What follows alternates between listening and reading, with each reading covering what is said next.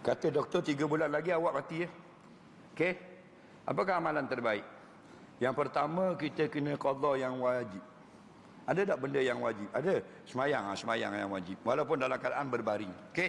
Kerana yang wajib itu dikali hutang Allah yang mustahak kamu bayar dulu. Dalam kitab Bukhari, fadainullah ahaqu an yuqda. Maka hutang dengan Allah itu berhak kamu bayar dahulu. Yang kedua, kita pesankan anak bini kita supaya mereka itu melakukan taat pada Allah dan meninggalkan maksiat. Nampak? Nampak dah? Kadang-kadang kita amal kita tak pesan. Nah, jadi ada anak kita dia tak mengayak dah. Kena molek bersekap paut dengan kita. Yang ketiga, kita menulis wasiat. Kerana wasiat itu sunnah. Nah, lebih lagi wasiat berkait dengan perkara yang wajib. Nah, ayah, kalau yang mati ayah tak datang ni, mesti kita lagi jumpa lah dengan orang ni, minta maaf lah bagi pihak ayah dan sebagainya. Dan minta maaf dengan orang yang masih hidup. Nampak? Kerana dalam hal-hal manusia tidak akan dipadamkan walaupun kita sudah bertaubat. Kita taubat Mekah pun tak lepas tu.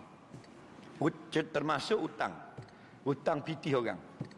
Nak 3 bulan dia nak mati, bayarlah hutang. Sebab orang mati syahid, hutang tak lepas. Orang mati syahid ni, walaupun dia pernah berbuat dosa, Allah ampun. Dia pernah berzina dengan 88,000 orang porong, apung. Dia pernah minum arak 7 tiala, apung. Dia pernah berjudi 80 tahun, apung. Tapi hutang dengan pak mak 30 ya tak lepas. Bermakna orang lain mati syahid terus masuk surga. Dia ni mati syahid tak boleh masuk surga, kena sesal dengan pak mak tu. Bukan dia masuk neraka, tidak, tapi kena sesal. Tak cepat macam orang lain mati syahid. Itu maksudnya. Okey? Cuma kita yang ziarah orang mati, orang sakit, jangan sebut tentang kematian. Faham lagi? Sunat kita sebut pada orang sakit benda yang menaikkan semangat. Contoh kita sebut, nampak sihat pada mari dulu nampak berat sangat mung. Ni nampak cerah molek dah. Itu cara dia.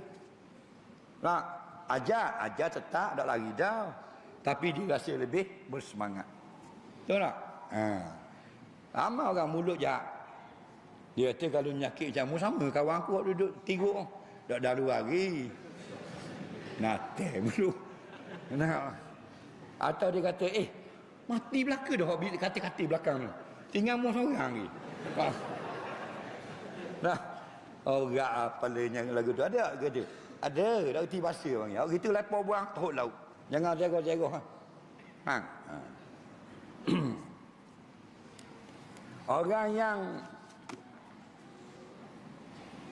yang kerja urus mayat tak sunat ziarah, tak haram tapi tak sunat ziarah. Contoh tukang mandi mayat. Sebab apa? Sebab orang sakit jadi putus semangat. Sakit dah. Assalamualaikum. Ayah. Mak tengok apa dia? Mari tengok ayah. Pak mak ayah hai. Pak mak mana seorang? Pak mak mandi mayat. Orang mari dah. Jadi lemah dia.